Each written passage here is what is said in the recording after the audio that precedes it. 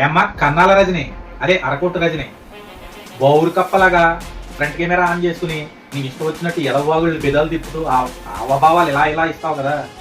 మరి ఇప్పుడు ఎక్కడికి పోయావమ్మా అంటే నీకు జనసేనలోనో టీడీపీలోనో విమర్శించడానికి తప్ప వైసీపీలో ఉన్న నాయకులు తప్పు చేస్తే విమర్శించవు, ఒక ఆడబిడ్డకి అన్యాయం జరుగుతుంటే నువ్వు విమర్శించవా?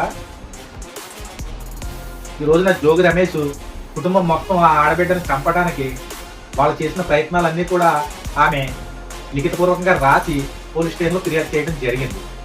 మరి అలాంటి వ్యక్తిని అంత దారుణంగా వాళ్ళు చంపడానికి ప్రయత్నాలు చేశారని చెప్పి ఆవిడ ఏదైతే కంప్లైంట్ ఇచ్చిందో ఆ కంప్లైంట్ మీద మాట్లాడే శక్తి ఓపిక నీకు లేదా? పెంచూపు కన్నాలేసే బతికినా మందే.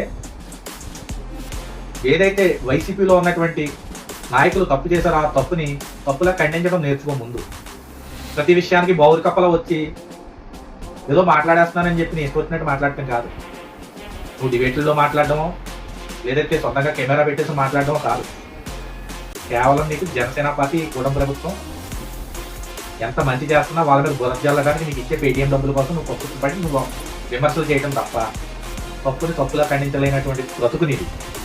అసలు నువ్వే తప్పుడు మనిషిని చాలా మంది చాలా రకాలు చెప్తున్నారు. ఎందుకంటే నువ్వు గతంలో చాలా మంది దగ్గర తీసుకున్నటువంటి డబ్బులు కానీ సెటిల్మెంట్లు కానీ ఏదైతే కోర్టు జనసేన నుంచి నిన్ను నమ్మబలికి ఒక లాయర్గా చూసి నీ కోసం సాయం కోసం నీ దగ్గరికి వచ్చిన వాళ్ళని కూడా 5,000 ఫోన్పే చేయండి, 10,000 ఫోన్పే చేయండి, 20,000 ఫోన్పే చేయండి అని చెప్పి దపాలుగా జనాల దగ్గర నువ్వు నొక్కేసినటువంటి విషయాన్ని కూడా చాలా మంది అబాధ్యుల పాపము చెప్పుకుంటున్నారు బాధితులు. నీలాంటి దానికి నువ్వు ఏదైతే దేన్నైతే సపోర్ట్ చేస్తున్నావు ఒక దొంగ ఇంకొక దొంగకే సపోర్ట్ చేస్తాడు. అలాగే ఉంది నీ పరిస్థితి కూడా.